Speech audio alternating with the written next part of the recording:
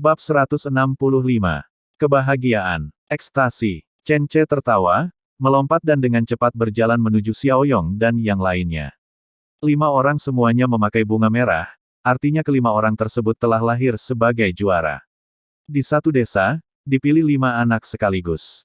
Sebagai mentor mereka, Chen Ce dan Wang Hongwen merasa sangat bahagia dengan masa depan cerah desa Chenjia. Qiu Yaoer di sarang rumput juga menyadari ada yang tidak beres. Dia mencondongkan tubuh dan menatap Chen Ce, yang sudah melarikan diri. Dia menyesap rasa malu dan segera memakai sepatunya dan mengikuti. Xiaoyong dan yang lainnya di kejauhan semuanya turun dari kudanya, oh tidak, turun dari keledainya. Mereka berlari menuju Chen Ce, masing-masing sangat bersemangat. Ketika mereka masih agak jauh dari Chen Ce, Xiaoyong berlima berdiri diam pada saat yang sama, lalu berlutut bersama. Tuan, terimalah penghormatan kami. Kelima orang itu bersujud. Chen Ce bergegas maju dan menarik mereka satu persatu. Anak baik, kenapa kalian masih melakukan ini? Bagaimana? Kalian semua menangkan. Hahaha. Chen Ce merasa senang. Meski dia tidak punya niat untuk menjadi terkenal, jika dia bisa melatih beberapa pegawai negeri, itu tetap merupakan pencapaian yang luar biasa. Xiaoyong terkekeh, Tuan, beberapa dari kami semua telah lulus ujian, dan beberapa dari kami telah memenangkan 5 tempat teratas di Kabupaten Rongdong. Chen Ce terkejut, benarkah? 5 teratas semuanya berasal dari desa kita. Wow, hahaha, kalian luar biasa, kalian benar-benar mengejutkanku, hahaha, oke, sangat bagus, sangat bagus. Baru kemudian diikuti oleh orang-orang yang memainkan gong dan kendang, dan suasana tiba-tiba menjadi hidup dan meriah. Chen Ce sangat gembira dan meminta para pemukul gong pergi ke setiap desa untuk menabuh gong dan memberitahukan kabar baik kepada setiap desa di kota Xinyu. Di era ini, berita menyebar terlalu lambat. Wajar saja jika gelombang gong dan genderang yang meriah ini dapat digunakan untuk membuat orang-orang di seluruh kota Xinyu mengetahuinya. Faktanya, ketika Xiaoyong dan yang lainnya keluar kota sambil menabuh gong dan genderang, orang-orang di kota sudah mulai mengetahuinya. Kejadian ini seperti tsunami yang melanda seluruh kota Xinyu, dan dimulai dari kota hingga pedesaan. Semua orang merasa luar biasa. Terutama sekolah-sekolah swasta dan orang-orang terpelajar di kota, mereka semua menganggap ini tidak masuk akal. Mereka tahu bahwa ada 2 tokoh besar di desa Chenjia, Wang Hongwen dan He Zong, yang mengajar anak-anak ini, tapi kenapa, yayasannya terlalu buruk. Mereka berpikir jika anak-anak dari pedesaan ini bisa memenangkan 1 atau 2 tempat di ujian anak, itu dianggap sebagai dupa yang tinggi. Tapi bagaimana dengan kenyataan? Mereka mengirimkan 5 anak dan semua lulus dalam ujian, dan mereka berada di 5 besar. Hal semacam ini adalah sesuatu yang tak seorang pun berani melakukannya bahkan dalam mimpi mereka. Namun masyarakat Chenjiachun mencapainya dengan cara yang luar biasa. Semua orang bergegas berkeliling, berbicara dengan orang lain tentang hal yang sulit dipercaya ini. Di kota Xinyu, berbagai desa sama meriahnya dengan Tahun Baru Imlek. Mereka yang memiliki hubungan keluarga dengan Chen Ce segera menyiapkan hadiah yang berlimpah dan mengirimkannya kepada Chen Ce. Terutama para sarjana di kota Xinyu yang terkenal dan kaya, mereka semua datang dan memberi hadiah yang besar. Bagaimanapun, mereka memiliki pemahaman yang lebih jelas tentang bagaimana rasanya mengikuti ujian untuk 5 anak sekaligus, dan mereka masih termasuk di antara sedikit yang teratas, dan betapa akan hebatnya pencapaian mereka di masa depan. Pada hari ini, desa Chenjia lebih sibuk dibandingkan pasar sayur di kota. Masyarakat awam hanya menyaksikan kemeriahan tersebut. Beberapa tokoh dan kerabat datang untuk bersorak dan memberikan bingkisan. Tentu saja, Chen Ce tidak bisa pelit, jadi dia meminta saudara ipar ketiganya menyiapkan sekitar 10 meja makanan, dan makan makanan lezat dengan anggur. Meskipun sebagian besar anggur terjual, selain 30.000 kilogram, Chen Ce masih memiliki beberapa toples tersisa untuk diminum sendiri. Semuanya adalah toples kecil, masing-masing 20 kilogram, dan totalnya kurang dari 10 toples. Kali ini dia minum 3 cangkir, tapi Chen Ce tidak merasa buruk, ini adalah hari besar untuk merayakan Xiaoyong dan yang lainnya. Makan malam yang meriah ini berlangsung dari sore hari hingga lampion menyala, dan para tamu perlahan-lahan bubar. Orang-orang yang tinggal di desa Chenjia kembali bersemangat. Kelima anggota keluarga Xiaoyong semakin membuat iri semua orang. Orang tua dari anak-anak yang masih belajar menganggap mereka sebagai panutan, dan mereka semua menyuruh anak-anaknya untuk meniru Xiao Yong dan yang lainnya menjadi pejabat atau sarjana, dan status serta identitas Anda akan meningkat. Perjamuan meriah berlangsung hingga larut malam. Setelah penduduk desa bubar, Chen Ce, yang agak mabuk, memanggil Xiao Yong dan yang lainnya dan menanyakan pertanyaan yang membuatnya bingung sepanjang sore. Xiao Yong, ada apa dengan kain kasa di dahimu? Meskipun Xiao Yong sengaja memakai topi, kain kasa itu tetap tidak dapat disembunyikan. Xiao Yong bisa menyembunyikan sesuatu di depan orang lain, tetapi di depan Chen Ce, Xiao Yong berbicara langsung. Tuan, yang terjadi begini. Setelah kami menyelesaikan ujian hari itu, dekan membawa kami ke gedung Wen Kui untuk makan malam. Xiao Yong mencoba yang terbaik untuk menggunakan nada tenang, fokus pada poin-poin penting, dan dengan cepat menjelaskan apa yang terjadi. Chen Ce mengangguk dengan serius tanpa menyela, tapi kemarahan di hatinya semakin meningkat sedikit demi sedikit. Ketika Xiao Yong selesai berbicara tentang alasan Su Zhengbang untuk menyelamatkan Song Chengtang dan membiarkan Song Chengtang, yang jelas-jelas sudah tertangkap, tidak bisa melarikan diri, Chen Ce menamparkan telapak tangannya di atas meja. Sayang sekali, dia bertindak terlalu jauh. Dada Chen Ce naik turun karena amarah, dan dia sangat marah. Meskipun dia sudah tahu pecundang macam apa Su Zhengbang itu, Chen Ce masih merasa sangat tidak bahagia setelah diperlakukan seperti ini. Adapun Pang Zun dan Song Chengtang, Chen Ce tidak menyangka mereka akan berani menyerang Wang Hongwen dan yang lainnya. Jika dia tahu bahwa mereka begitu berani, Chen Ce pasti akan membawa mereka ke Kabupaten Rongdong sendiri. Sialan, mereka akan membunuh orang. Chen Ce memiliki niat membunuh. Sebelumnya, ini hanya perang bisnis, tapi sekarang, berbeda. Pang Zun telah menyentuh tabu Chen Ce.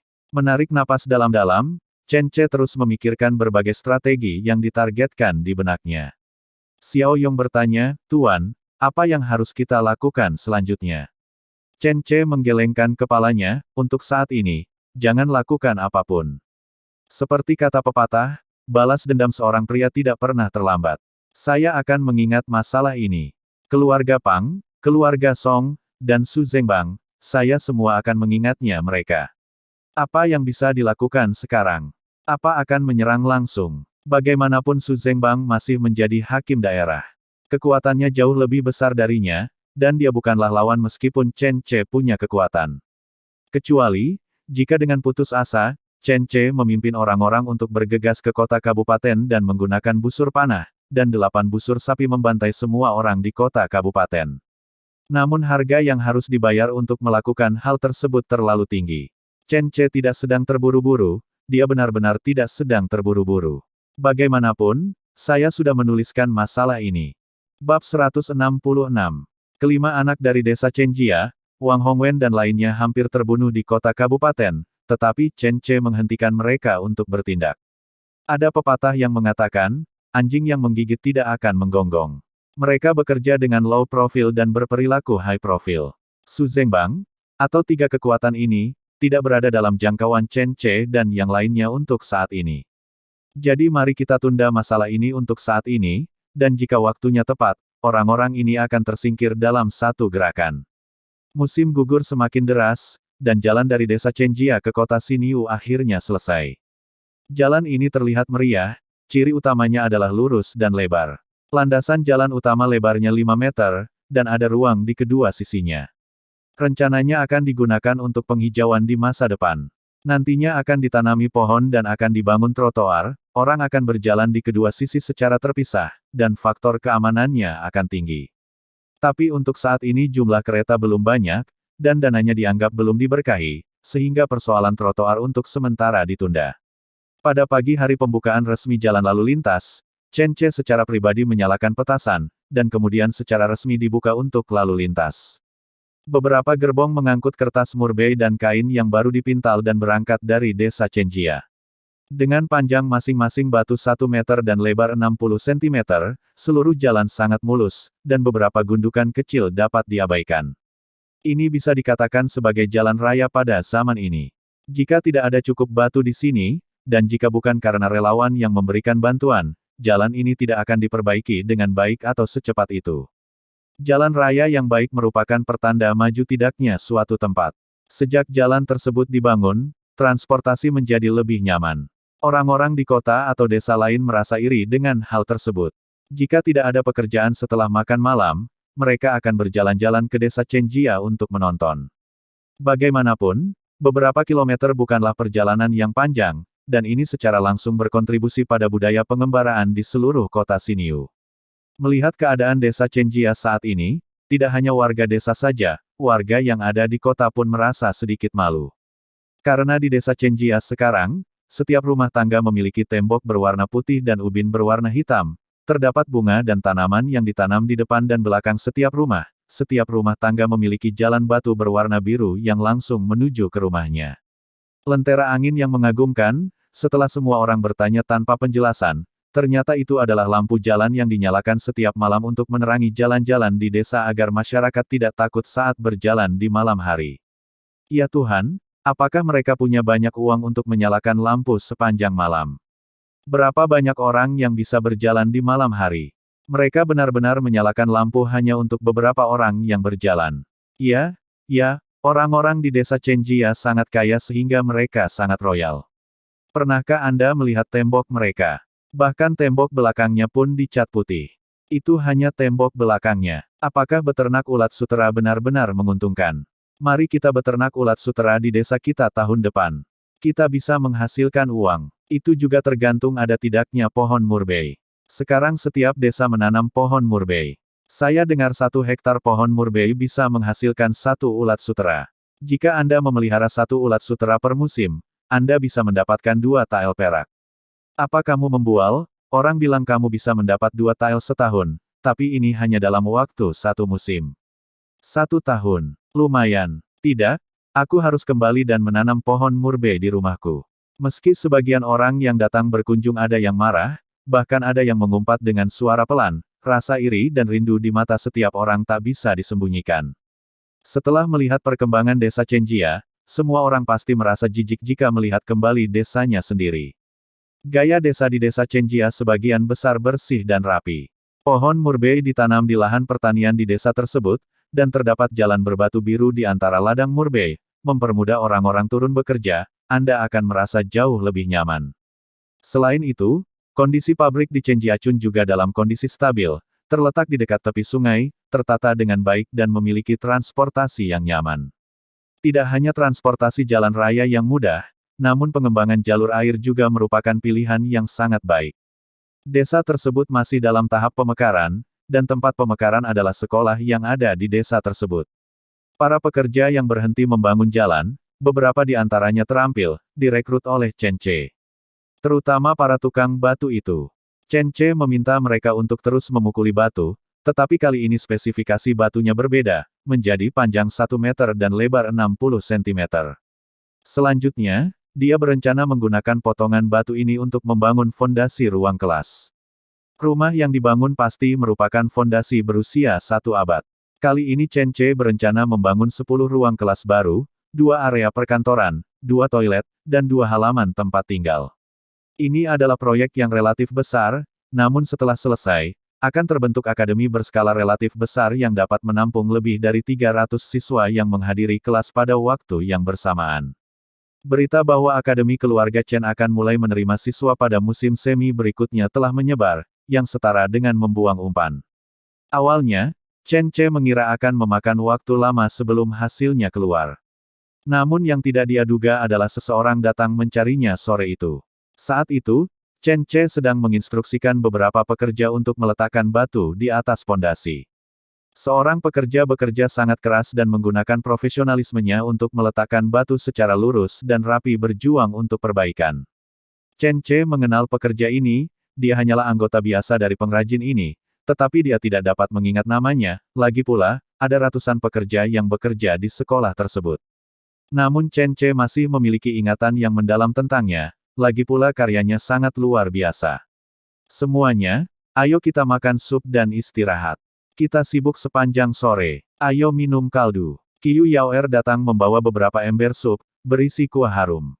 Mengikuti teriakan Qiyu Yaoer, semua pekerja meletakkan pekerjaan mereka dan berbaris untuk mendapatkan sup. Pekerja yang menerima sup itu meniup beberapa suap dan mulai meminumnya. Yah, ada tulang dagingnya juga, rasanya enak sekali. Haha, Bekerja di desa Chenjia sungguh menyenangkan. Kamu juga diberi kuah untuk diminum. Perlakuan ini tidak bisa kamu dapatkan di tempat lain. Lihatlah bunga minyak yang mengapung di atas sup ini. Minyaknya lebih banyak daripada masakan tahun baru Imlek keluarga saya. Hahaha. Sekelompok tukang batu tertawa terbahak-bahak. Pada saat ini, pekerja yang memiliki ingatan mendalam terhadap Chen Che juga datang membawa mangkuk berisi kaldu. Bosku, dia menyapa Chen Che dengan sangat hati-hati. Dia jelas tidak terlalu tua, tapi dia tidak meluruskan pinggangnya di depan Chen Che, dan dia memiliki senyuman yang menyanjung dan bahkan kekaguman terlihat di wajahnya. Nah, apakah kamu dari desa Zulin? Chen Che hanya samar-samar ingat bahwa dia adalah seorang tukang batu dari desa Zulin. Benar saya Male, jarang sekali bosku masih ingat bahwa saya dari desa Zulin. Hehe, bos, kamu bos yang baik. Benar-benar ada daging di kuah ini. Male jelas sudah mengatur kata-katanya selama beberapa waktu, tapi dia masih terlihat gugup. Chen Che tersenyum dan mengangguk, itu wajar. Ada beberapa kilogram daging di setiap panci sup. Beberapa kilogram daging yang dibagi ke dalam mangkuk orang-orang ini tentu saja tidak ada artinya, tetapi setiap orang juga bisa makan beberapa potong daging. Hal ini membuat semua orang sangat puas. Apa namanya ini? Memberi hal kecil untuk mendapatkan hasil besar. Mampu menukar beberapa kilogram daging agar mereka bekerja lebih keras adalah hal yang sangat berharga. Dari sudut pandang pekerja, upah dari majikan cukup tinggi dan mereka juga mendapat kuah setiap hari. Majikan yang baik seperti itu tidak dapat ditemukan bahkan dengan lentera. Oleh karena itu, para pekerja sangat antusias dalam bekerja setiap harinya. Setelah mengobrol santai untuk beberapa patah kata lagi, dan melihat semua orang menghabiskan kaldu dan akan terus bekerja, Male baru saja mulai berbicara tentang bisnis dengan suara hati-hati. Baiklah, bos, ada yang ingin kutanyakan padamu. Karena sangat rendah hati, Chen Che sudah menebak apa yang sedang terjadi. Ceritakan padaku ada hal apakah itu? Chen Che memandangnya. Benar saja, apa yang dikatakan Male selanjutnya hampir sama dengan apa yang dipikirkan Chen Che. Pria kecil ini memiliki 2 anak di keluarganya. Mereka berdua berusia remaja. Mereka biasanya sangat pintar. Kudengar bosku membangun akademi hanya untuk membiarkan anak-anak dari desa sekitar bersekolah. Aku ingin tahu apakah anak-anakku, bisakah mereka datang ke sekolah juga? Male bertanya dengan sangat rendah hati. Sama seperti beberapa penduduk desa sebelumnya yang datang untuk bertanya. Mengapa begitu rendah hati? Karena mereka berasal dari pedesaan, mereka tidak punya uang dan tidak punya latar belakang. Sekolah di masa lalu adalah sesuatu yang bahkan tidak bisa mereka bayangkan. Namun kini, desa Chenjia telah melahirkan Xiao Yong, Tong Xiao Fei, dan Yu Situ. Kelima anak yang tiba-tiba masuk 5 besar di ujian Tongsheng ini telah memberikan harapan besar kepada penduduk desa terdekat. Hal ini menyadarkan mereka bahwa untuk meraih ketenaran tidak harus berasal dari kota, juga tidak harus dari orang yang berlatar belakang, asalkan memiliki guru yang baik untuk membimbingnya, hal itu bisa dilakukan oleh anak-anak mereka di pedesaan. Kini, akademi yang dibangun oleh Chen Che menjadi harapan mereka. Menghadapi sikap rendah hati Male, Chen Che menghela nafas dalam hati. Dia biasanya adalah pria yang berkemauan keras, tetapi sekarang demi anak-anaknya, dia hampir merendahkan dirinya menjadi debu. Orang tua yang malang di dunia. Setelah menenangkan diri, Chen Che sekali lagi berbicara tentang standar penerimaan akademi. Akademi juga wajib merekrut siswanya. Selama mereka memenuhi 3 persyaratan berikut, mereka bisa datang ke sekolah. Iya, tolong beritahu saya, bos. Male mendengarkan dengan sangat serius. Pertama, anak harus mempunyai karakter yang baik dan tidak boleh bersikap sombong, menindas yang lemah, tidak menghormati guru, atau tidak menghormati orang yang lebih tua. Kedua, anak harus rajin belajar dan tidak boleh malas belajar. Ketiga, biaya sekolah 2 kali lipat dari biaya akademi daerah setiap tahun. Jumlah spesifiknya ditentukan oleh standar biaya akademi daerah. Kira-kira tidak kurang dari 3 tael perak per tahun. Setelah Chen Che selesai berbicara, dia melihat ke arah Male. Dia awalnya mengira bahwa biaya sekolah yang tinggi akan membuatnya mundur, tetapi Male menghela nafas lega. Bagus, bagus. Anak saya bisa memenuhi ketiga syarat ini. Saat akademi dimulai, saya akan mengajaknya belajar. Chen Che mengangguk, tapi menghela nafas lagi di dalam hatinya. Ada motif tersembunyi dalam membebankan biaya sekolah yang tinggi, dan tujuan utamanya adalah untuk menghalangi siswa dan orang tua yang kurang bertekad. Bab 167. Sebelum mendirikan akademi di desa Chenjia, Chen Ce sudah memikirkan banyak masalah yang akan dia hadapi di masa depan. Awalnya Chen Ce ingin menjalankan sekolah secara gratis. Bagaimanapun, pendidikan adalah hal yang sangat berarti. Jika ada lebih banyak orang seperti Xiao Yong, Yu Situ dan lainnya, desa Chenjia tidak akan bisa menjadi kuat di masa depan. Tapi masalahnya kalau sekolah itu gratis, kemungkinan besar anak-anak dari seluruh negeri akan disekolahkan. Apakah semua anak-anak ini jenius? Ada ratusan anak di desa Chenjia, dan hanya sedikit orang jenius seperti Xiao Yong dan lainnya yang muncul. Masih banyak orang lain yang kualifikasinya biasa-biasa saja, misalnya putra Chen Xiaobing, Chen Wu, tidak bisa mempelajarinya, namun ia sangat tertarik dengan seni bela diri. Ia kini menjadi murid Qiu Yaoer dan sudah menjadi sangat kuat. Sifat manusia adalah hal yang buruk.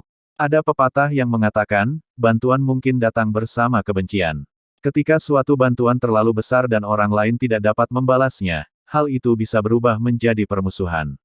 Pendidikan gratis, begitu banyak orang yang datang, memang sungguh luar biasa.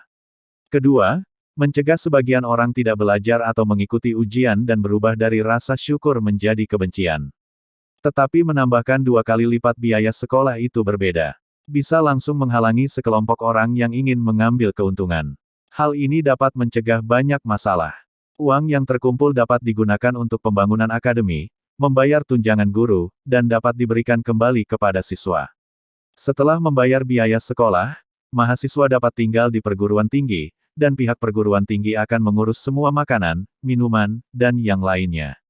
Setelah dihitung, sebenarnya tidak lebih mahal dari perguruan tinggi di kota. Male berseri-seri dengan gembira. Rupanya dia sudah lama mendengar tentang standar inklusi akademi. Dia sudah siap secara mental. Chen Ce akan bertemu dengan beberapa orang seperti itu setiap hari, dan ada yang mencoba menjalin hubungan, ada yang mencari Tong Dalei, ada yang mencari Chen Xiaobing, dan ada yang mencari Wang Hongwen secara langsung. Wang Hongwen dan He Zong juga sangat sibuk akhir-akhir ini. Selain mengajar setiap hari, mereka juga sibuk menulis surat. Mereka mengundang teman sekelas dan teman mereka dari seluruh dunia. Apa yang mereka tulis di surat mereka sebagian besar sama.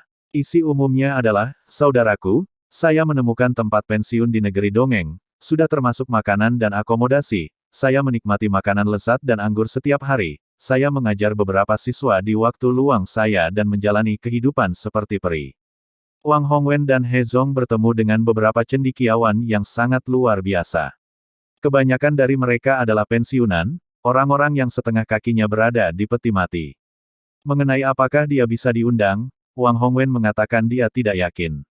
Oleh karena itu, fokus utamanya adalah menebar jaring yang lebar agar bisa menangkap ikan lebih banyak. Mengenai berapa banyak orang yang akan datang pada akhirnya, Wang Hongwen sendiri tidak yakin. Namun, Dekan Wang berjanji kepada Chen Ce bahwa jika jumlah orangnya tidak cukup, dia akan kembali dan mencari beberapa guru dari Akademi Jiahong untuk mengajar. Efek iklan Xiaoyong dan lainnya sangat bagus dalam beberapa hari terakhir, puluhan penduduk desa datang untuk mencari koneksi dan ingin bersekolah. Efek ini jauh lebih baik dari perkiraan Chen Ce, jadi dia merasa lega. Xiao Yong dan yang lainnya mulai mundur, dan Wang Hongwen serta He Zong harus membuat 5 kelas tambahan bersama mereka setiap hari. Ya, Chen Ce berencana membiarkan mereka semua mengikuti ujian berkelanjutan. Menjadi pelajar cilik bukanlah apa-apa, tapi jika kamu diterima di ujian sarjana berturut-turut, itu akan menjadi luar biasa. Jika dia bisa lulus ujian Jinsi lagi dan memenangkan 3 tempat berturut-turut, maka status sosial Xiao Yong dan yang lainnya akan cukup tinggi untuk membangun sebuah gapura. Untuk tujuan ini, anak-anak kecil ini sangat bersemangat dan tidur sangat sedikit setiap hari. Mereka terus membuat kemajuan dan belajar. Para siswa mengalami kemajuan, tetapi sebagai seorang guru, Chen Ce memiliki banyak waktu luang. Musim gugur semakin kuat dan cuaca semakin dingin. Chen Ce tidak perlu khawatir tentang bengkel kertas murbei, pabrik tekstil, atau lokasi konstruksi. Ketika Chen Ce ada waktu luang, dia mulai menggaruk makanannya.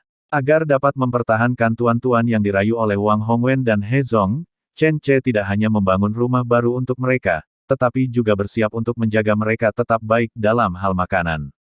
Lagi pula, Jika ingin memikat hati seseorang, Anda harus mempertahankan perutnya terlebih dahulu. Hal ini tidak hanya terjadi antara suami dan istri. Oleh karena itu, kelompok udang karang di sungai kecil di desa yang sudah lama dipikirkan menjadi incaran Chen Ce. Tuan suami, suamiku, hati sapinya ada di sini, apa yang akan kita lakukan dengan ini? Luo Sanshan, yang kembali dari pasar dengan kereta, berlari kembali dengan tergesa-gesa membawa seikat besar hati sapi berwarna merah cerah. Chen Ce melihat hati sapi yang sangat segar dan menelan, potong setengahnya dulu dan simpan untuk makan siang. Potong setengahnya lagi menjadi potongan-potongan kecil. Ayo pergi ke sungai untuk menangkap lobster. Sudah lama sekali saya tidak makan hati sapi. Ini adalah hidangan yang sangat disukai Chen Ce, tapi hati sapi di kehidupan sebelumnya penuh dengan hormon, jadi dia makan lebih sedikit. Namun hati sapi pada zaman ini berbeda. Semuanya adalah sapi yang sehat diberi makan rumput hijau segar, dan hati sapi tersebut relatif sehat. Lobster, apakah itu jenis serangga air yang kita gunakan untuk menghibur pangeran muda terakhir kali? Tidak banyak daging di dalamnya. Qiu Yaoer mengangkat kapaknya, mengayunkannya dengan terampil sambil menatap Chen Ce dengan bingung. Luo Sanshan juga bingung dan bahkan mengira Chen Ce hanya ingin bermain-main. Tentu saja keduanya belum merasakan nikmatnya memancing lobster. Memang benar memancing ikan seperti ini tidak menarik jika tidak tahu enaknya. Misalnya, apakah Anda tertarik memancing lobster udang karang? Kamu akan tahu betapa lezatnya saat kamu menangkapnya nanti. Mulut Chen Ce berair hanya dengan memikirkan rasa udang karang. Benarkah? Luo Sanshan dan Qiu Yaoer mengikuti Chen Ce keluar dari pintu membawa peralatan dengan ragu. Alatnya sangat sederhana, hanya 2 ember, segulung benang sutra, beberapa batang kayu, 1 kantong jaring memanjang, dan ati sapi segar. Menyapa sepanjang jalan, Chen Ce dan rombongan segera tiba di sungai. Melihat alang-alang yang tumbuh di tepi sungai, Chen Ce, Qiu Yaoer, dan Luo Sanshan saling memandang dan tersenyum. Tahun lalu, mereka masih berlari untuk bertahan hidup. Semua transformasi dimulai dengan alang-alang ini. Garam buluh, aku sangat merindukanmu. Aku ingin melakukannya lagi. Qiu Yaoer memegang kapak barunya, terlihat sedikit bersemangat untuk mencobanya. Chen Ce menepuk kepala kecilnya dengan penuh kasih, lakukan saja jika kamu mau, nanti akan bisa digunakan untuk membuat udang karang. Setelah mendapat izin Chen Ce, Qiu Yaoer menjadi bersemangat. Setelah dia berdiskusi dengan Luo Sanshan, salah satu dari mereka memotong alang-alang, dan yang lainnya berlari ke rumah terdekat untuk meminjam pot. Setelah beberapa saat, Luo Sanshan kembali, meminjam pot, dan memanggil Liu Xiaoxiao. Biar ku beritahu padamu, saudari Xiao, kamu pulang ke rumahmu saat itu. Kamu tidak tahu betapa pentingnya garam bulu ini bagi kita. Ini juga merupakan pot emas pertama yang digali suami untuk keluarga kita, dan ini juga merupakan awal transformasinya, Luo Sanshan tidak melebih-lebihkan. Liu Xiaoxiao mengangguk berulang kali setelah mendengar ini, dan pada saat yang sama dia sangat ingin tahu tentang garam bulu ini. Meskipun dia pernah mendengar sebelumnya bahwa Chen Ce memperoleh kekayaannya dan mendapatkan pot emas pertamanya melalui ini. Tapi ini pertama kalinya dia melihat garam bulu dibuat. Jadi Liu Xiaoxiao dengan antusias bergabung dalam produksi garam bulu. Chen Ce mengabaikan mereka dan mulai melakukan urusannya sendiri. Tali hati sapi pada tali pancing, letakkan di tepi sungai dengan tongkat, dan melempar hati sapi tersebut ke dalam air sungai. Setelah melakukan perjalanan melintasi waktu, inilah pertama kalinya Chen Ce menjadi seorang nelayan. Oh tidak, lebih tepatnya nelayan udang. 6 tongkat pancing dipasang secara berurutan. Chen Ce baru saja meratakan semua tongkat di depannya, dan sudah ada gerakan di dasar tongkat pertama. Chen Ce mengambil jaring dan melompati, perlahan mengangkat tongkatnya. Ya Tuhan, sebenarnya ada 3 udang karang berwarna merah cerah merayap di atas hati sapi seukuran 2 jari. Masing-masing lebih besar dari hati sapi yang digunakan untuk menangkapnya, dan setidaknya mereka adalah udang karang berbobot setengah kilogram. Chen Ce dengan bersemangat mengambilnya, mengangkat jaring, dan mengumpulkan ketiganya dengan mudah. Menangkap udangnya sangat mudah. Udang karang di sungai ini belum pernah melihat bahaya di dunia manusia. Bagaimana mereka tidak bisa ditangkap dengan begitu mudah? Chen Ce memasukkan udang karang ini ke dalam ember dengan puas, dan kemudian mulai memancing udang satu persatu. Harus dikatakan, ini benar-benar pengalaman memancing udang yang tidak ada ketegangan tetapi menyenangkan. Ada 6 alat pancing udang, dan bila masing-masing diangkat, akan ada udang karang yang bergelantungan di atasnya, ada yang lebih banyak, ada yang lebih sedikit. Chen Ce hanya menyimpan yang besar, dan tidak menginginkan yang kecil. Dengan begitu saja, dia segera menangkap 2 ember penuh, yang totalnya tidak kurang dari 30 kilogram, dan masing-masing ember berisi udang montok. Karena air sungainya sangat jernih dan kualitas airnya bagus, maka setiap lobster air tawar ini pada dasarnya adalah jenis yang bisa langsung dikeluarkan dari tali udangnya dan dimasukkan ke dalam panci tanpa harus disikat. Chen Ce telah menangkap 2 ember besar udang karang, sementara para wanitanya masih merebus air dalam panci yang berantakan. Sebagian besar panci berisi air masih mendidih, dan jika ingin mengkristal, mereka dapat menunggu selama 2 jam. Kalian santai saja dan bermain, aku akan kembali menangani udang karang dulu. Chen Ce segera lari membawa ember itu.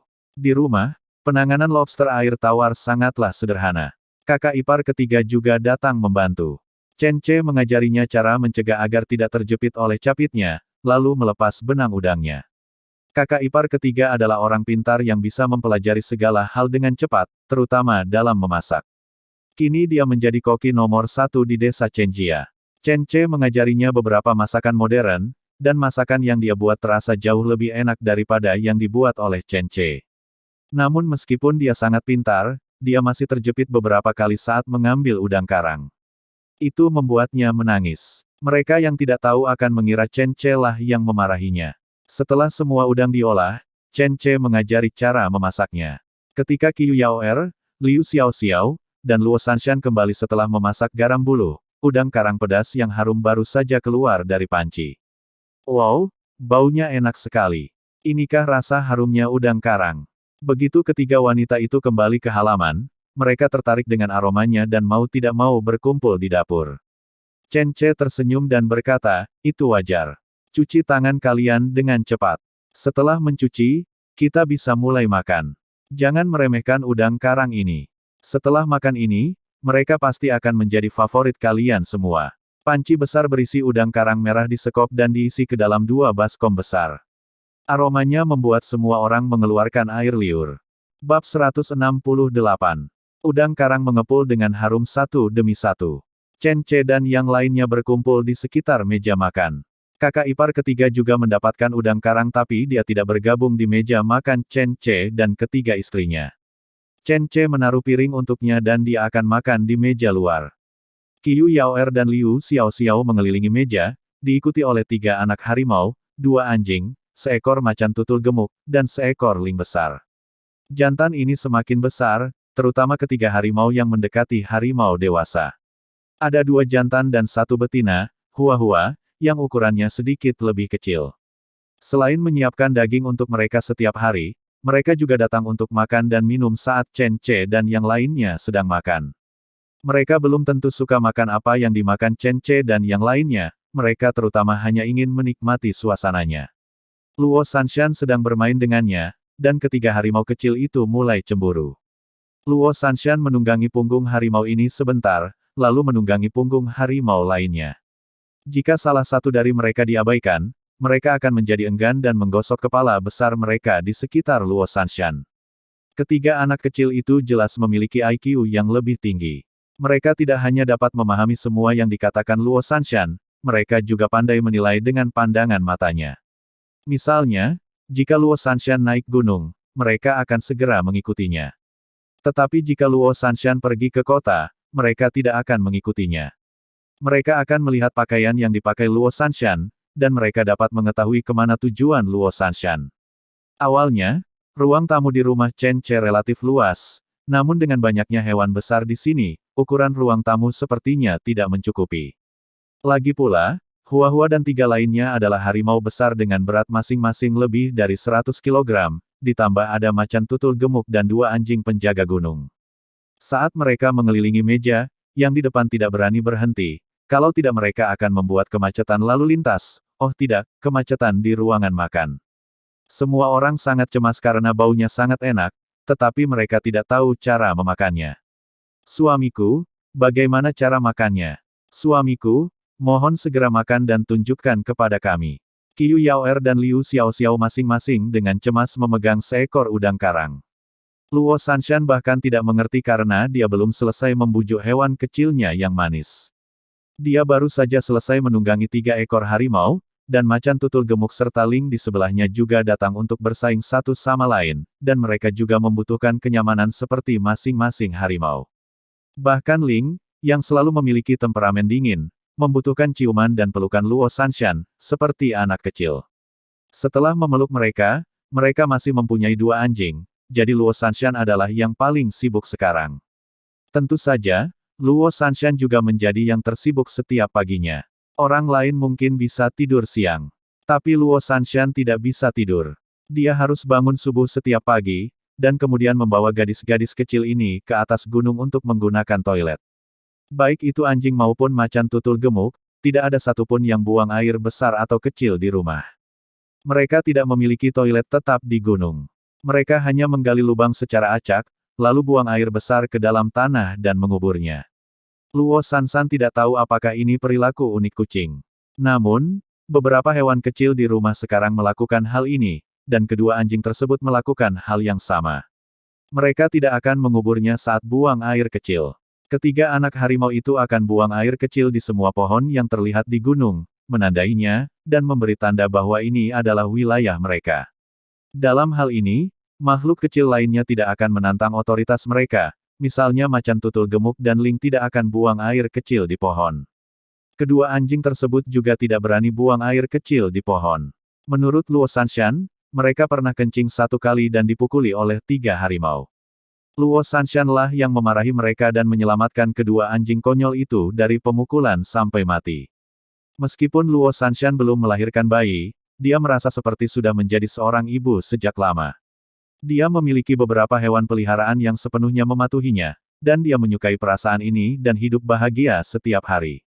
Tentu saja sekarang dia hampir tidak bisa berhenti tertawa. Karena dia hanya bisa menyaksikan tanpa daya saat Chen Ce mengajari Qiu Yaoer dan Liu Xiaoxiao cara makan udang karang. Pertama, dia menyesap kuah pada kulit udang, lalu membuka cangkang udang, di dalamnya ada udang emas yang direndam dalam kuah pedas. Setelah makan telur udang, cabut kaki kecil dan badan udang, kupas seluruh cangkang juga ekornya, memperlihatkan bagian dalam ekor udang yang putih dan empuk, tempelkan dengan kuah dan makanlah, enak sekali. Qiu Yaoer dengan cepat mengikuti contoh Chen Ce dan mengupas udang pertama, masing-masing 1 atau 2 udang, dan daging ekor yang dia kupas juga mengikuti contoh yang diajarkan suaminya. Qiu Yaoer memasukkan ke dalam mulut ceri kecilnya, dan matanya langsung berbinar. Wah, ini enak, harum sekali, enak sekali. Suamiku benar, rasa udang karang ini sungguh luar biasa. Qiu Yaoer begitu lezat hingga dia melepaskan citranya, dan mulai mengambil dan memakan udang lagi. Liu Xiaoxiao sangat kepedasan sehingga dia tidak dapat berbicara, tetapi dia masih terus mengupas udang dan memakannya satu demi satu. Luo Sanshan hampir menangis di sampingnya, apakah kalian benar-benar tidak peduli padaku? Oh, orang-orang ini sangat menyebalkan. Minggir dan berhenti bermesraan. Aku juga ingin makan udang.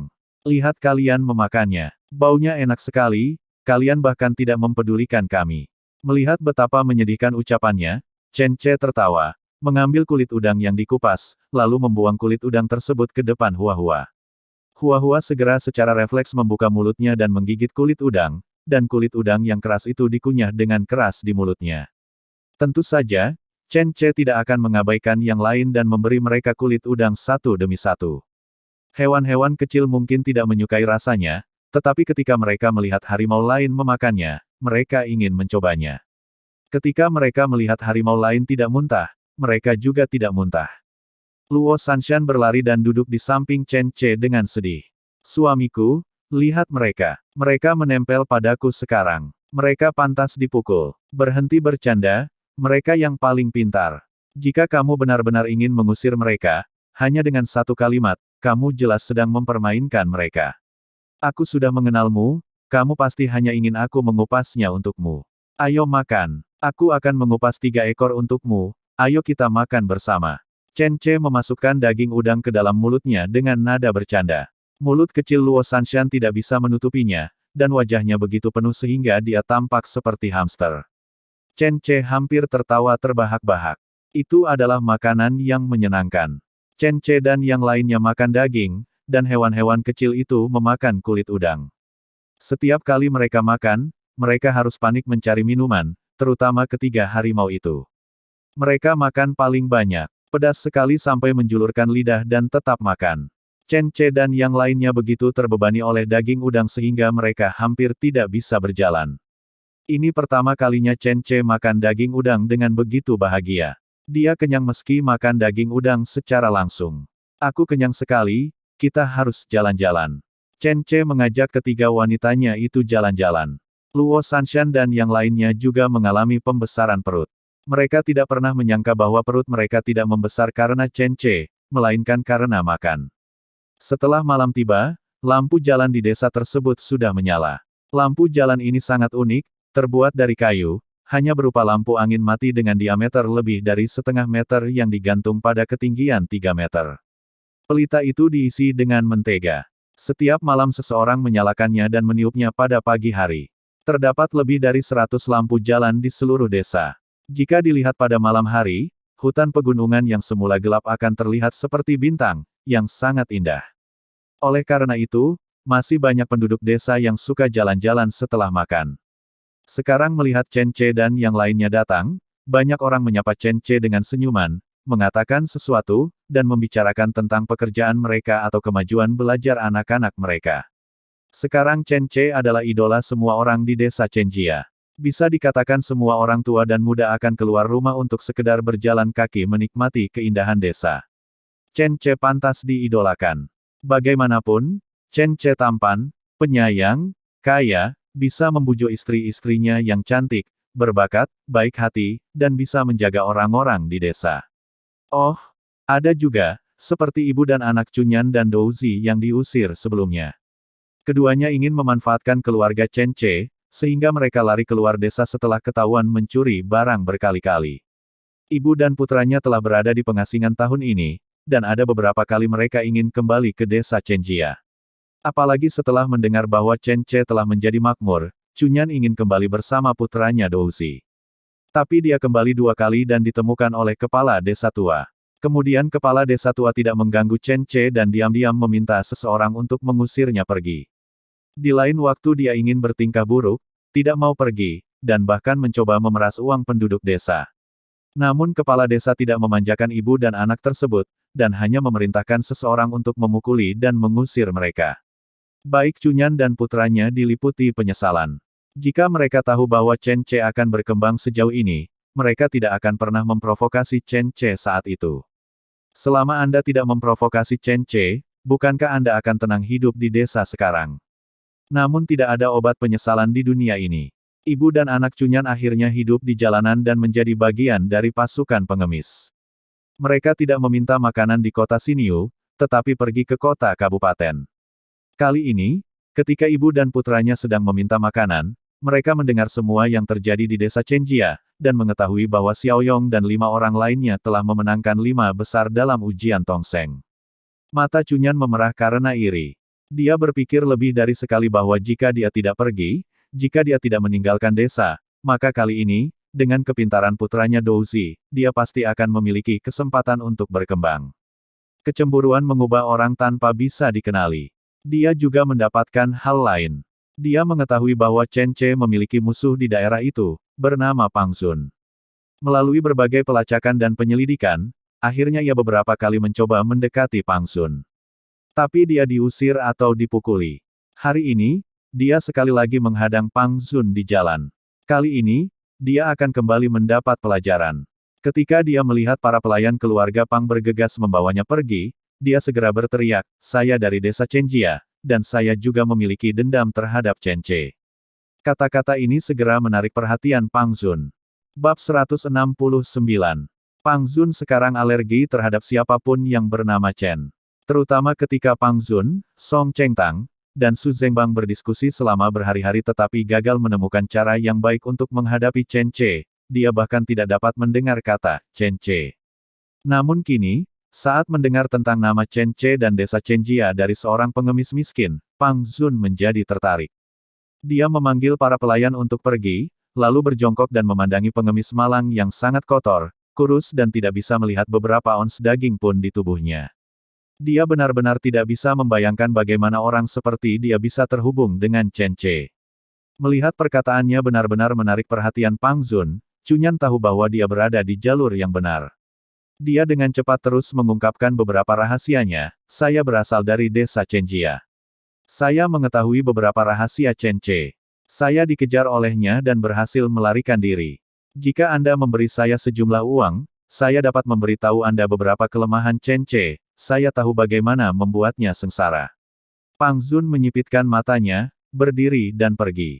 Cunyan mengira dia tidak mempercayainya, jadi ketika dia hendak melanjutkan berbicara, dia mendengar Pang Zun meninggalkan kalimat, bawa dia ke rumah untuk mandi, ganti pakaian bersih, beri dia makanan, lalu bawa dia ke menghadapku. Cunyan sangat gembira dan segera mengucapkan terima kasih, Tuan Pang. Terima kasih, Tuan Pang. Saya juga punya anak. Pang Zun tertawa, kalau begitu satukan mereka. Memiliki anak, itu lebih baik. Jika dia sendirian, dia mungkin tidak bisa mengendalikannya dengan baik. Jika dia punya anak sekarang, maka Pang Zun menunjukkan senyuman jahat. Anggota keluarga Pang segera membersihkan wanita kotor itu dan membawanya ke Pang Zun. Tentu saja, ada juga putra Cunyan, Xiao Douzi. Dalam setahun terakhir, Xiao Douzi telah disiksa oleh kehidupan dan telah berubah menjadi manusia yang kurus. Dia telah dipukuli berkali-kali dan tidak lagi memiliki tenaga untuk bertingkah seperti bajingan ketika di depan Chen Ce. Sekarang dia takut pada segalanya dan terlihat penakut seperti anak keterbelakangan mental. Sebaliknya, setelah kerja keras selama setahun ini, Cunyan, yang awalnya terlalu gemuk, kehilangan banyak berat badan. Sebelumnya, dia bahkan tidak bisa melihat betapa kotornya dia bersinar. Pang Zun melihat bahwa dia adalah seorang wanita muda yang kurus. Yang jarang adalah dia benar-benar memiliki buah yang tergantung di dahan yang tipis. Kehidupan yang sulit selama setahun ini telah membuatnya kehilangan banyak berat badan, tetapi sosoknya dapat ditonjolkan dengan lebih baik. Pang Zun memandangnya dengan tidak hati-hati untuk waktu yang lama. Wajah Cunyan menjadi sedikit merah, tetapi penderitaan tahun ini telah mengajarinya untuk menggunakan semua yang dia bisa gunakan. Jika Pang Zun menyukainya, itu akan menguntungkannya. Sayangnya Pang Zun hanya memandangnya dengan penuh nafsu dan tidak berniat menyentuhnya. Dia bahkan tidak memikirkannya, dia adalah seorang pengemis, dan tidak mungkin orang seperti Pang Zun akan menyentuhnya. Pang Zun meminta seseorang untuk menyiapkan makanan untuk ibu dan putranya. Itu bukan makanan enak. Ada nampan berisi roti kukus, beberapa lauk pauk, dan hidangan daging. Untuk orang kaya seperti Pang Zun, dia cukup pelit. Namun bagi Cunyan, ibu dan anak, yang sudah lama tidak makan lengkap dan dipukuli setiap hari, ini adalah pesta rakus. Terima kasih Sarjana Pang. Cunyan mengucapkan terima kasih, lalu segera mengambilkan roti kukus untuk Douzi, dan dirinya sendiri yang mulai bersemangat. Pang Zun dan para pelayannya tercengang. Ini adalah pertama kalinya mereka melihat seseorang makan begitu cepat. Roti kukus seukuran kepalan tangan itu dimakan dalam 3 gigitan, tidak lebih dari 10 detik, dan sepertinya mereka bahkan tidak mengunyah makanannya. Air hanyalah reinkarnasi dari hantu kelaparan. Ibu dan anak Cunyan tidak peduli betapa anehnya mereka di mata orang-orang ini. Mereka hanya punya satu tujuan, yaitu makan cukup untuk mengisi perut mereka. Ada 8 roti kukus besar dalam satu nampan, ibu dan anak itu membaginya. Beberapa mangkok lauk pauk dan semangkuk lauk daging juga dibagikan kepada mereka. Masing-masing dari mereka juga makan semangkuk besar kaldu. Meskipun mereka semua terus-menerus bersendawa, perut mereka tampak semakin melebar. Tapi mereka semua masih ingin makan lebih banyak. Pang Zun khawatir dia akan membuat mereka kewalahan, jadi dia tidak menyajikan makanan lagi kepada mereka. Oke, apakah kamu sudah selesai makan? Sekarang kamu bisa memberitahuku apa yang kamu ketahui tentang kelemahan Chen Ce, lalu beritahu aku metode apa yang kamu miliki untuk membuat Chen Ce sengsara. Jangan ragu untuk mengatakannya dengan berani, saya tidak kekurangan uang. Selama rencanamu benar-benar bisa berhasil, aku tidak akan memberimu uang lebih sedikit. Mendengarkan janji Pang Zun, Cunyan mengangguk cepat. Ya, saya tahu siapa Sarjana Pang. Saya sudah lama menanyakan tentang Anda, jadi saya berani mendatangi Anda. Cunyan bersendawa lalu melanjutkan berbicara. Aku ingin tahu apakah Sarjana Pang tahu dari mana asal Chen Ce ini. Pang Zun mencibir, siapa yang tidak mengetahui hal ini. Bukankah dia pemburu dari desa Chenjia Anda? Latar belakang seperti apa yang dia miliki? Pang Zun sudah mengetahui masalah ini. Jika Chen Che benar-benar memiliki latar belakang yang bagus, bagaimana Pang Zun bisa memprovokasi dia? Namun masalahnya sekarang adalah Chen Che dan keluarga Liu telah bekerja sama. Mereka ingin mengganggu bisnis tekstil terbesar keluarga Pang. Jika Chen Che tidak dikalahkan dalam perkelahian, keluarga Pang harus dikalahkan oleh keluarga Chen dan keluarga Liu. Semuanya akan rusak. Ya, bajingan sialan ini hanyalah pemburu dari desa Chenjia. Entah bagaimana dia tiba-tiba menjadi begitu kuat, Cunyan mulai mengutuk sambil berbicara. Pang Zun terdengar cukup senang pada awalnya, tetapi ketika dia melihat bahwa Cunyan tidak berniat berhenti ketika mengutuk, dia segera menghentikannya untuk mengutuk. Berhenti bicara omong kosong, beritahu aku apa kelemahan Chen Che yang kamu ketahui. Jangan gegabah denganku, kalau tidak, aku akan mengeluarkan isi perutmu, tidak peduli berapa banyak kamu makan. Pang Zun melirik putra Cunyan, ancamannya terlihat jelas. Cunyan mengangguk ketakutan dan bertanya, tahukah Anda berapa banyak istri yang dia miliki? 3. Luo Sanshan, Liu Xiaoxiao, dan Qiu Yaoer, kata Pang Zun dengan pasti. Tapi Cunyan memberikan jawaban berbeda, tidak, 5. Apa? 5. Dari mana datangnya 5? Jangan bohong padaku. Aku sudah berurusan dengannya berkali-kali. Bagaimana mungkin aku masih tidak tahu berapa banyak orang yang ada di keluarganya? Tuan Sarjana, saya sudah bertahun-tahun tinggal di desa itu, saya tahu berapa istri yang dia punya. Istri pertamanya pergi menjadi tentara dan yang kedua pergi membangun proyek Sungai Litianba di Gunzu, mereka berdua belum pernah kembali. Saat itu, salah satunya untuk menghindari pajak, dan yang lainnya karena Chen Che akan memukulinya, jadi mereka pergi. Mereka belum kembali sampai sekarang. Mata Pang Zun tiba-tiba berbinar. Gunzu, jaraknya tidak terlalu jauh. Saya tidak menyangka dia sebenarnya memiliki 2 istri. Bagaimana rupa wanita tertua dan wanita kedua? Cantik sekali. Wanita tertua itu bermartabat dan sopan.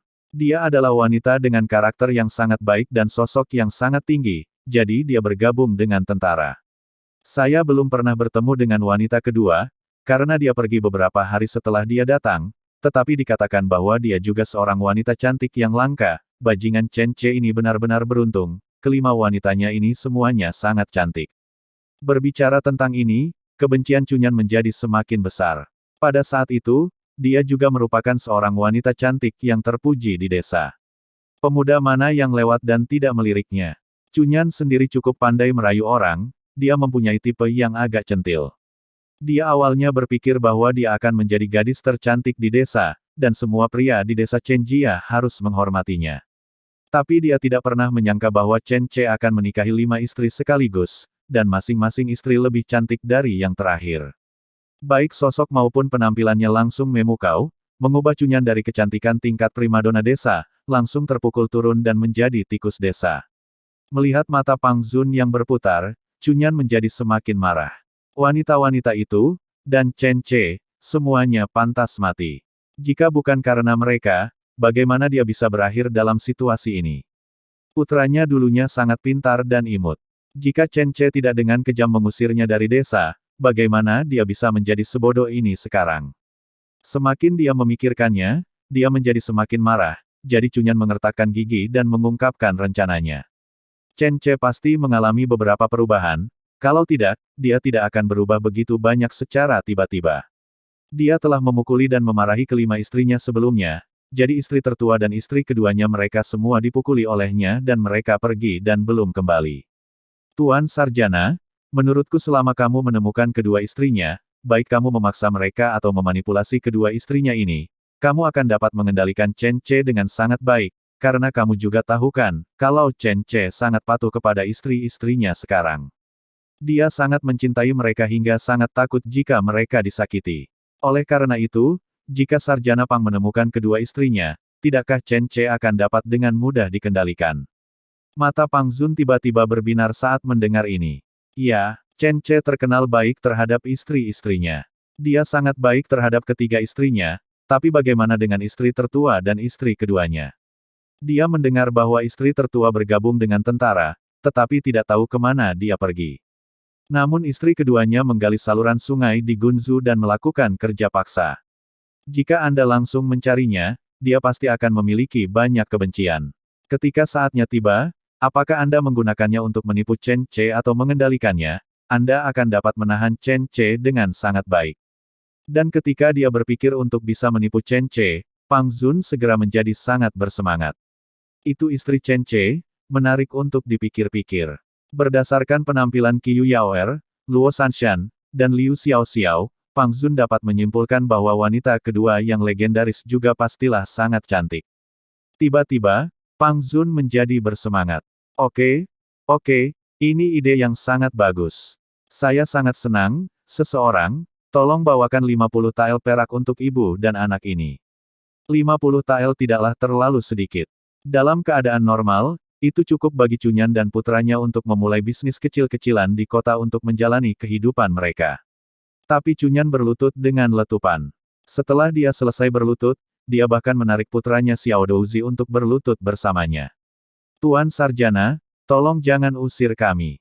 Saya tidak ingin uang. Tolong izinkan kami ibu dan anak tinggal di rumah Anda, tolong beri saya kesempatan ini, tolong. Ketika Pang Zun mendengar ini, dia menjadi gembira dan berkata, baiklah, kalian bisa tinggal di rumah. Berapa banyak lagi makanan yang bisa mereka, ibu dan anak ini makan? Ambil saja menjadi 2 pelayan dan biarkan mereka bekerja, jadi mengapa tidak? Yang lebih penting adalah Pang Zun sangat menyukai otaknya. Jika dia bisa memberikan beberapa ide untuk menghadapi Chen Ce di masa depan, itu akan bernilai ribuan dolar. Bab 170. Pang Zun, penduduk asli Rongdong, juga merupakan orang terkenal di Kabupaten Rongdong. Dia termasuk tipe anak muda dari Kabupaten Rongdong yang berbakat, kaya dan punya otak. Orang seperti itu harus menjadi pusat perhatian kemanapun dia pergi. Padahal, sebelum tahun ini, Pang Zun memang seperti ini. Namun sejak dia bertemu Liu Ziying di gala tahun baru, dia mengalami nasib buruk. Pertama, dia dikejutkan oleh beberapa puisi keras yang ditulis oleh Liu Ziying. Segera setelah itu, ia dipukul oleh Chen Ce dengan berbagai cara, bahkan menghadapi dampak dari industri tekstil yang digabungkan oleh keluarga Chen dan keluarga Liu, yang menyebabkan industri keluarga runtuh. Belakangan, proses pembuatan anggurnya gagal, dan Song Chengtang gagal sebagai kepala polisi untuk mengincar Chen Ce. Bahkan di wilayahnya sendiri, ia gagal membuat masalah dengan beberapa orang dari desa Chenjia. Leng Jianxiong masih terbaring di tempat tidur, tidak mampu mengurus dirinya sendiri. Dia menarik saku celananya 3 atau 4 kali sehari. Banyak tulang rusuknya patah, dan pinggang serta ginjalnya rusak parah. Dia harus menghabiskan sisa dalam hidupnya di tempat tidur. Itu membunuh gangster yang paling menyedihkan di Kabupaten Rongdong. Kekuatan Chen Ce bukan terletak pada jumlah orangnya yang banyak, melainkan pada ketajaman bisnisnya yang setajam busur tangan di bawahnya. Hal ini membuat Pang Zun tidak berani lagi berkonflik dengan Chen Ce. Awalnya, ketika keluarga Pangnya siap mengubah cara hidup dan menyerah, tiba-tiba Tuhan mengirimkan Cunyan. Pang Zun sangat bersemangat hingga dia tidak bisa tidur sepanjang malam. Saat fajar keesokan harinya, dia bangun dan mulai memerintahkan semua pelayan di rumah. Dia juga pergi ke kota untuk mencari lebih dari 10 gangster yang bisa berkelahi dan kejam, dan kemudian bergegas ke Gunzu dengan tergesa-gesa. Pang Zun tidak membawa Cunyan bersamanya, awalnya dia ingin, tetapi Cunyan berkata bahwa dia juga tidak mengenal wanita kedua, dan hanya tahu namanya adalah Lilinsi. Setelah tahu namanya dan mengetahui bahwa dirinya sangat cantik, Pang Zun langsung melanjutkan perjalanan. Gunzu berjarak lebih dari 300 mil dari Kabupaten Rongdong, dan dibutuhkan 1 hari bagi kereta untuk melakukan perjalanan ke sana. Sepanjang perjalanan, Pang Zun memikirkan apa yang akan dia lakukan setelah bertemu dengan istri kedua Chen Ce. Bagaimana dia harus rukun satu sama lain? Apakah cukup dengan merebut wanita itu saja? Atau gunakan bujukan? Atau menggunakan kebohongan? Setelah berpikir lama, Pang Zun akhirnya memutuskan untuk berbohong. Dia memiliki niat jahat. Dia ingin menipu pihak lain dengan mengatakan bahwa dia adalah teman Chen Ce dan kali ini dia ada di sini untuk membawa istrinya kembali. Setelah kamu mengelabui dia, cari tempat sepi. Lalu, hehehe. Aku sangat bersemangat hanya dengan memikirkannya. Bukankah Cunyan mengatakan bahwa wanita kedua hanya menikah dengan Chen Ce selama beberapa hari lalu dia pergi? Mungkin, dia belum melakukan malam pertama dengan Chen Ce. Hahaha, aku menemukan sebuah harta karun. Selama aku bisa menjatuhkannya dan memberitahu Chen Ce ketika aku kembali, dia akan begitu marah hingga dia akan mati di tempat, hahaha. Di dalam kereta, Pang Zun tertawa terbahak-bahak seperti babi. Gunzu, Li Tianba, tempat bertemunya dua sungai. Sungai Yangtze dan Sungai Min bertemu di sini, membawa sedimen dalam jumlah besar. Oleh karena itu, setiap beberapa tahun, bendungan yang dibangun akan tersapu air, dan banjir akan langsung menyerang kota-kota di dataran hilir, menyebabkan genangan air yang parah dan menyebabkan genangan air yang memakan banyak korban jiwa. Alur Sungai Li Tianba tidak hanya digali selama 1 tahun, tetapi ini sudah masuk pada tahun ketiga. Kali ini, Istana Kekaisaran mengalokasikan 2 juta tael untuk membangun proyek pemeliharaan air, namun uang tersebut dihabiskan hanya dalam 1,5 tahun. Kemudian Istana Kekaisaran menambahkan tambahan 2 juta yuan ke proyek tersebut. Sekarang bendungan Litian memiliki lebih dari 1.000 pekerja, beberapa di antaranya adalah ahli yang dimobilisasi dari berbagai tempat, dan beberapa di antaranya adalah pekerja paksa yang direkrut di dekatnya. Di dalam bendungan, para pekerja seperti semut yang membawa tumpukan pasir dalam jumlah besar. Beberapa orang menggunakan kayu gelondongan untuk menggulingkan beberapa batu besar dalam upaya menstabilkan fondasi bendungan. Namun, tidak semua orang sibuk. Di samping saluran bendungan, sekelompok pegawai pemerintah berseragam dinas sedang minum arak, makan daging, bercerita dan berteriak. Ini mirip dengan kegiatan para ladusing di negeri Konoha pada zaman modern. Ketika Pang Zun membawa orang kemari, dia kebetulan melihat mereka sedang minum. Saya Sarjana Pang dari Kabupaten Rongdong. Saya ingin bertanya tentang seseorang kepada Anda. Pang Zun memberi hormat dengan sopan dan sekaligus mengumumkan identitasnya sebagai sarjana. Identitas seperti ini biasanya lebih mudah digunakan, karena sarjana pada zaman ini memiliki keunggulan alamiah. Orang biasa tidak berani menyinggung perasaannya. Lagi pula, Anda bahkan tidak tahu siapa gurunya atau apakah teman sekelasnya adalah pejabat tinggi. Oleh karena itu, Pang Zun biasanya melaporkan identitasnya dan ini tidak pernah gagal. Kali ini juga berhasil dengan baik. Beberapa pegawai pemerintah juga sangat sopan. Meskipun mereka adalah pejabat dari daerah yang jauh, mereka secara naluriah tetap sopan kepada para sarjana. Halo Sarjana Pang, aku ingin tahu siapa yang ingin ditanyakan Sarjana Pang.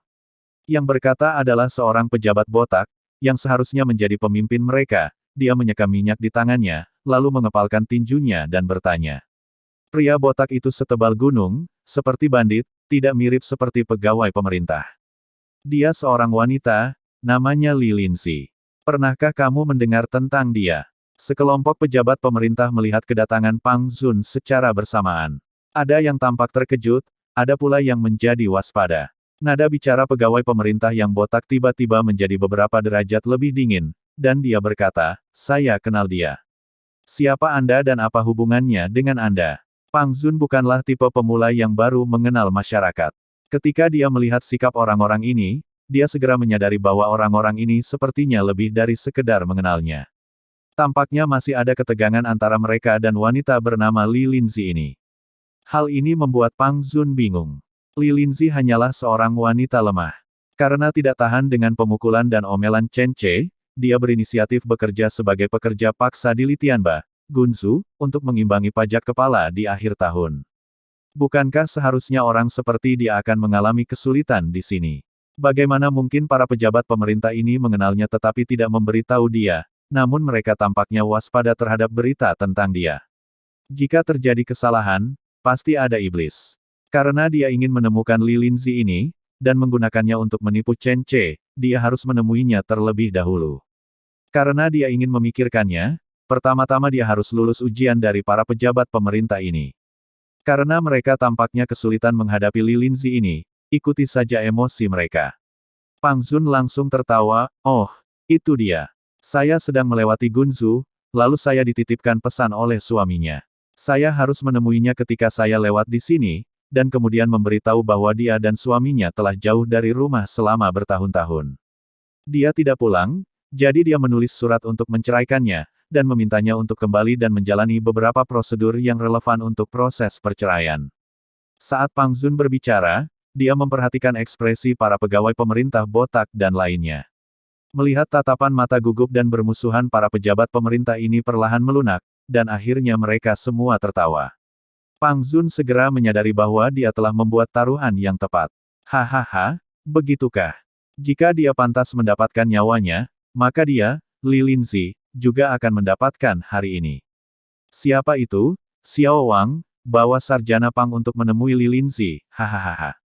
Pria botak itu melambaikan tangannya dan meminta Pang Zun turun ke area konstruksi untuk menemui Li Linzi.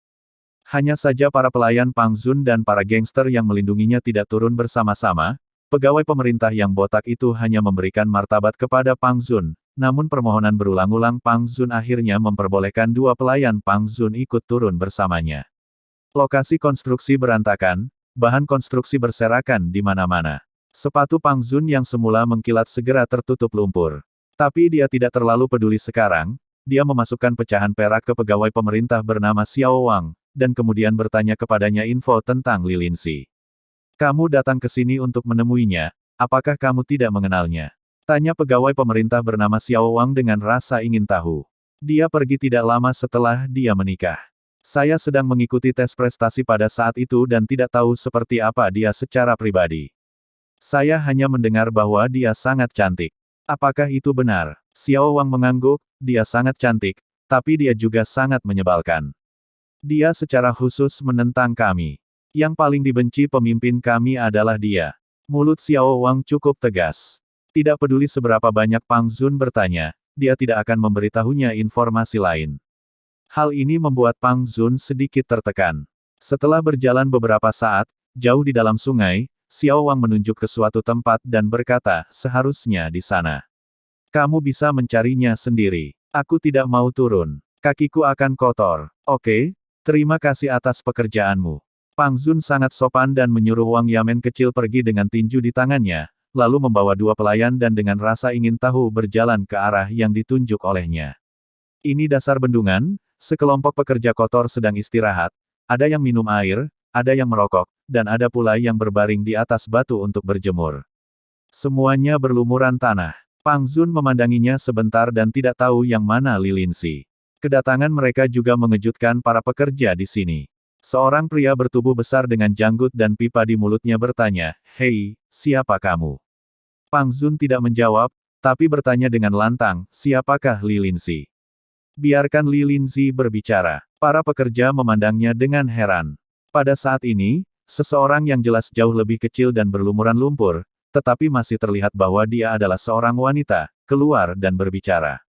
"Siapa kamu? Apa yang ingin kamu lakukan dengan Li Linzi?" Pang Zun sedikit kecewa, karena wanita ini kurus dan tidak menonjol. Meski berpenampilan lumayan, dia sangat berbeda dengan ketiga istri Chen Ce lainnya. Namun tidak masalah, selama kita menangkap Li Linzi ini, kita bisa memeras Chen Ce. Dengan kecantikan seperti itu, Pang Zun tidak berniat memakan Li Linzi. Apakah kamu Li Linzi? Saya dari Kabupaten Rongdong. Saya dipercaya oleh suami Anda, Chen Ce, agar datang ke sini untuk menyampaikan pesan kepada Anda.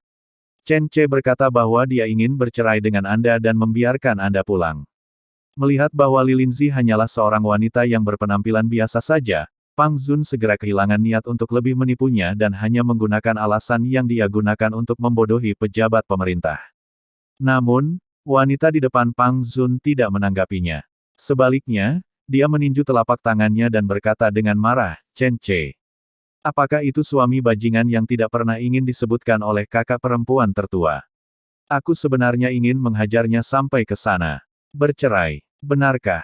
Itu keterlaluan. Apa dia tidak tahu kalau perpisahan adalah penghinaan terbesar bagi seorang wanita?" Para pekerja lainnya juga meraung marah, bahkan ada yang menggunakan perkakas sebagai senjata sambil melambai-lambaikannya.